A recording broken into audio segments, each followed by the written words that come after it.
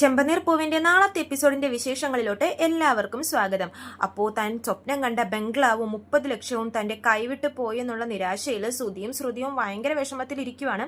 അപ്പോൾ വീട്ടുകാരെല്ലാം ഇവരെ കുറ്റപ്പെടുത്തുന്നുണ്ട്.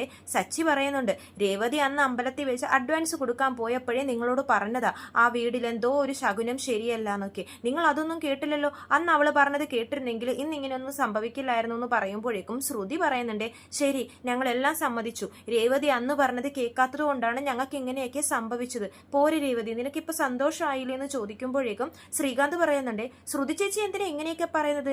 രേവതി ചേച്ചിക്ക് സന്തോഷമായി നല്ല രേവതി ചേച്ചി ഉദ്ദേശിച്ചത്. രേവതി ചേച്ചിയൊക്കെ നിങ്ങൾക്കൊരു വാണിംഗ് തന്നതാ, പക്ഷെ നിങ്ങൾ അത് കേട്ടില്ല. നിങ്ങൾ എന്നിട്ടും മുന്നോട്ട് തന്നെ പോയി. അതുകൊണ്ടാണ് ഇങ്ങനെ സംഭവിച്ചതെന്നാണ് അവർ പറഞ്ഞതെന്നൊക്കെ ശ്രീകാന്ത് രേവതിയെ സപ്പോർട്ട് ചെയ്ത് പറയുന്നുണ്ട്.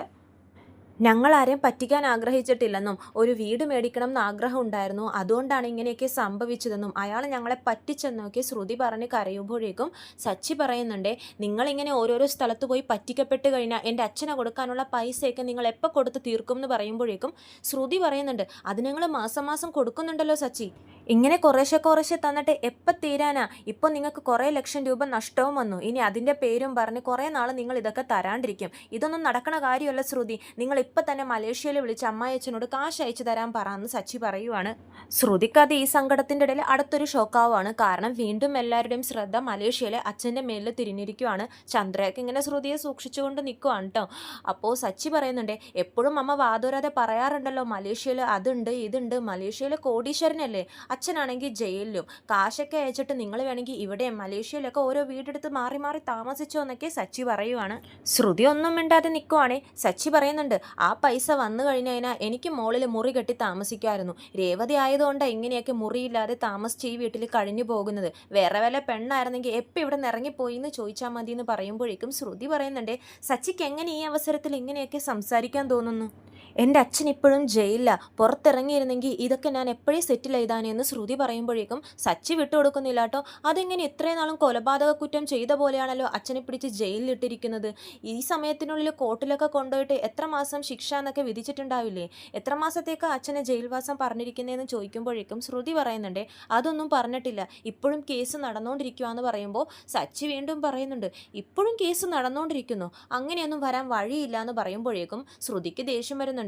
സച്ചി എന്താ ലോയർ ആണോ എന്ന് ചോദിക്കുവാണ്. അപ്പോൾ സച്ചി പറയുന്നുണ്ട്, ഇതൊക്കെ അറിയാൻ ലോയർ ആവണമെന്നില്ല, ഒരു കുറച്ച് കോമൺ സെൻസ് പൊതുവിവരം ഉണ്ടായാൽ മതി എന്നൊക്കെ സച്ചി മറുപടിയും കൊടുക്കുന്നുണ്ട്. രവീന്ദ്രൻ അപ്പം സച്ചിയോട് പറയുന്നുണ്ട്, സച്ചി ഇപ്പം നീ ഇതേ പറ്റിയൊന്നും സംസാരിക്കണ്ടെന്ന് പറയുമ്പോഴേക്കും സച്ചി പറയുന്നുണ്ട്, അച്ഛാ ഇങ്ങനെ ഇവർ സമ്പാദിക്കുന്നതൊക്കെ ഒരു വഴി കൂടി നഷ്ടപ്പെട്ടുകൊണ്ട് പോയിക്കൊണ്ടിരിക്കുക. അപ്പോൾ പിന്നെ നമ്മുടെ പൈസ എപ്പോൾ കിട്ടും അച്ഛാന്നൊക്കെ സച്ചി പറയുന്നുണ്ട്. ആ പൈസ എങ്ങനെ തിരിച്ചു പിടിക്കാം എന്നതിനെ പറ്റി ചിന്തിക്കുന്ന ചന്ദ്ര പറയുമ്പോഴേക്കും സച്ചി പറയുന്നുണ്ട്, അയാൾ ഏത് വഴിക്ക് ഏത് രാജ്യത്തോട്ട് നാട് കടന്നെന്ന് ആർക്കറിയാം? ഇത്രയും വലിയൊരു കോടീശ്വരൻ ടാക്സി കാറിൽ പോവില്ല എന്ന് ഞാൻ പറഞ്ഞപ്പോഴേക്കും നിങ്ങളാരും കേട്ടില്ലല്ലോ. ഇപ്പോൾ ബംഗ്ലാവും പോയി, കാശും പോയി, എല്ലാം പോയി എന്ന് സച്ചി പറയുവാണ്. അതും പോരാനിട്ട് ഈ വീട് വിറ്റിട്ട് ഇതിൻ്റെ ഷെയർ 70 ലക്ഷം അവനെ കൊടുക്കാൻ പറഞ്ഞവനാ. ഇപ്പോൾ നമുക്ക് ഈ വീടുമില്ല ആ വീടും ഇല്ലാതെ നമ്മളെല്ലാവരും കൂടി പെരുവഴിയിൽ നിൽക്കേണ്ടി വന്നാനെന്ന് സച്ചി പറയുമ്പോഴേക്കും ചന്ദ്ര ഇങ്ങനെ ഞെട്ടിത്തരിച്ച് നിൽക്കുക. ശരിയാണല്ലോ, സുധിയുടെ വാക്കും കേട്ട് ഈ വീട് വിറ്റിരുന്നെങ്കിൽ ഇപ്പം ഞാൻ പെരുവഴിയിലായാനെന്ന് ചന്ദ്ര ചിന്തിച്ചു പോവുകയാണ്. പോലീസ് അന്വേഷിക്കാമെന്ന് പറഞ്ഞിട്ടില്ലേ, നമുക്ക് നോക്കാം എന്നൊക്കെ രവീന്ദ്രൻ പറയുന്നുണ്ട്. എന്നിട്ട് പോകുന്നതിന് മുമ്പ് സുധിക്കൊരു ഉപദേശവും കൊടുക്കുന്നുണ്ട്.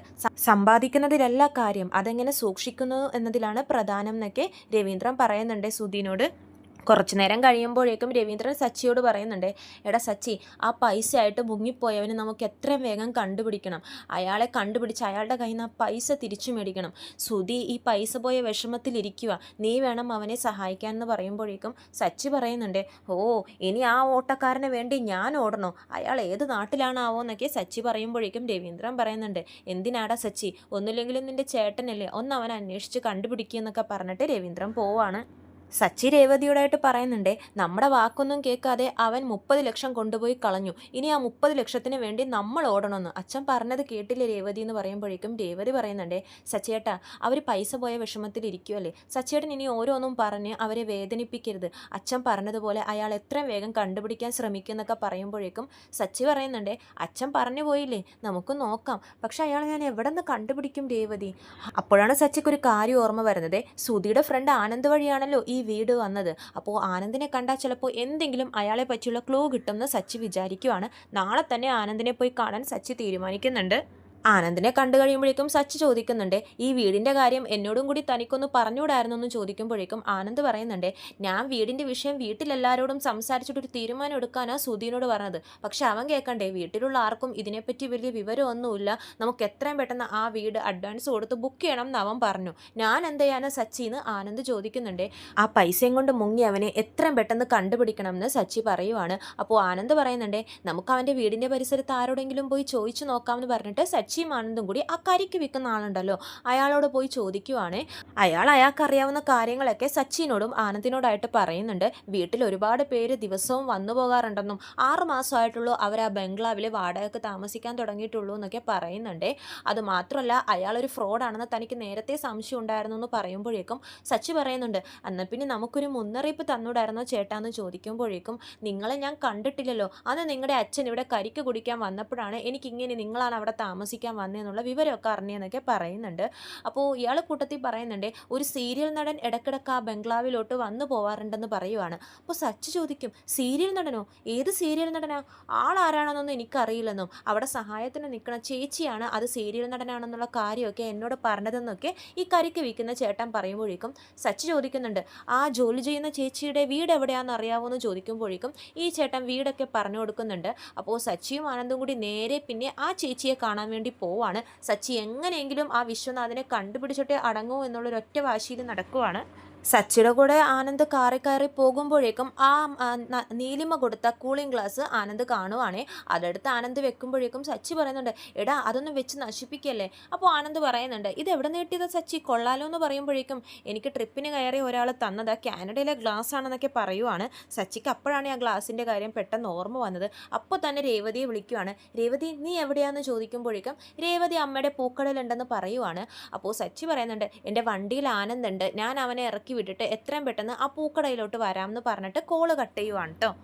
രേവതി തൻ്റെ ബിസിനസ്സിനെ കുറിച്ചൊക്കെ ദേവുവിനോടും അമ്മേനോടും പറഞ്ഞുകൊണ്ടിരിക്കുമായിരിക്കും കേട്ടോ. അപ്പോൾ ദേവ് പറയുന്നുണ്ട്, ചേച്ചി ബിസിനസ്സിൽ നല്ലതുപോലെ വളരും, ഇനി എല്ലാ ഓർഡറും ചേച്ചിക്ക് തന്നെ കിട്ടും, കാരണം ചേച്ചിയുടെ മനസ്സ് നല്ലതാ, ഒരാൾക്കും ഒരു ചീത്തതും വരരുതെന്ന് ആഗ്രഹിക്കുന്ന മനസ്സാ ചേച്ചിയുടേത്, അപ്പോൾ അതിന് ഫലം കിട്ടാതിരിക്കുമെന്നൊക്കെ ദേവ് പറയുന്നുണ്ട്.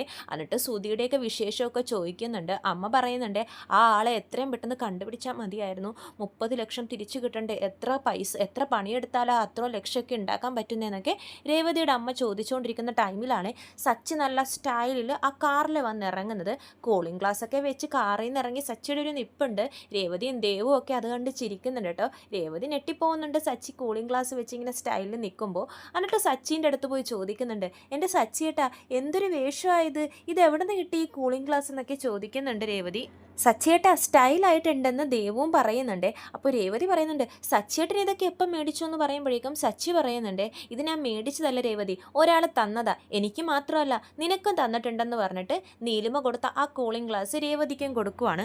രേവതിക്കും വെച്ചു കൊടുക്കുന്നുണ്ട് കേട്ടോ ആ ഗ്ലാസ്. രേവതി പറയുന്നുണ്ട്, എനിക്കെന്തിനാ സച്ചിയേട്ട ഈ ഗ്ലാസ്സൊക്കെ എന്ന് പറഞ്ഞ് മാറ്റാൻ ശ്രമിക്കുമ്പോഴേക്കും സച്ചി സമ്മതിക്കുന്നില്ല.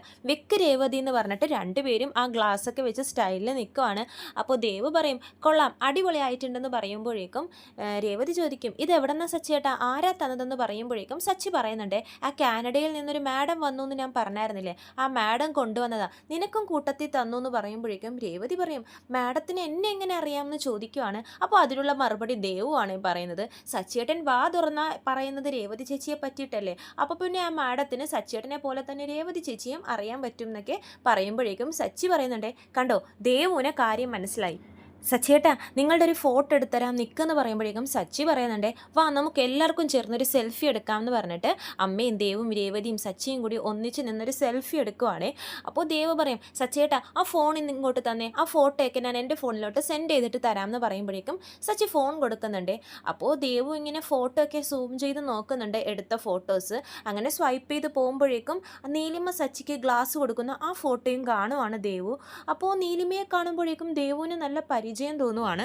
സച്ചിനോട് ചോദിക്കുന്നുണ്ട്, സച്ചിയേട്ടാ ഇതാരാന്ന് ചോദിക്കുമ്പോഴേക്കും സച്ചി പറയുന്നുണ്ട്, ഇതാണ് ആ കാനഡയിലെ മാഡം എന്ന് പറയുവാണ്. അപ്പോൾ ദേവ് പറയും, ഇവരെ ഞാൻ എവിടെയോ കണ്ടിട്ടുണ്ടല്ലോ എന്ന് പറയുമ്പോഴേക്കും സച്ചി പറയും, ഇവരെ എങ്ങനെ കാണാനാ, ഇവർ കാനഡയിലാണ് താമസിക്കുന്നതെന്ന് പറയുമ്പോഴേക്കും ദേവ് വിട്ടുകൊടുക്കുന്നില്ല. ഇല്ല സച്ചിയേട്ടാ എനിക്കിവരെ അറിയാം, ഞാൻ ഇവരെ കണ്ടിട്ടുണ്ടെന്ന് പറഞ്ഞ് ഇങ്ങനെ ഓർക്കുവാണ് കേട്ടോ ദേവു. അപ്പോഴാണ് ദേവുവിന് പഴയ കാര്യങ്ങളൊക്കെ ഓർമ്മ വരുന്നത്. അതായത് സുധിയുടെയും രേവതിയുടെയും കല്യാണം ഉറപ്പിച്ചിട്ടുണ്ടായിരുന്നല്ലോ, ആ ടൈമിൽ ഈ നീലിമ ഹോളിലൊക്കെ കയറിയിട്ട് സുധിനോട് ഭയങ്കര ക്ലോസ് ആയിട്ടൊക്കെയാണ് സംസാരിച്ചിട്ടുണ്ടായിരുന്നത്. ആ സീനൊക്കെ ദേവു ഇങ്ങനെ റീകളക്ട് ചെയ്ത് നോക്കുവാണ്.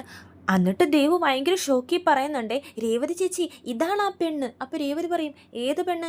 നിങ്ങളുടെ കല്യാണ സമയത്ത്, കല്യാണമല്ല നിശ്ചയം, സുധിച്ചേട്ടനായിട്ട് രേവതി ചേച്ചിയുടെ നിശ്ചയം ഉറപ്പിച്ചിട്ടുണ്ടായിരുന്നില്ലേ, ആ ടൈമിൽ ഇവൾ അവിടെ ഉണ്ടായിരുന്നു. സുധിച്ചേട്ടനോട് അന്ന് ഭയങ്കര ക്ലോസ് ആയിട്ടാണ് സംസാരിച്ചതെന്നൊക്കെ പറയുമ്പോഴേക്കും രേവതി ആ ഫോൺ എടുത്തിട്ട് നീലിമയുടെ ഫോട്ടോ ഇങ്ങനെ സൂം ചെയ്ത് നോക്കുവാണ്.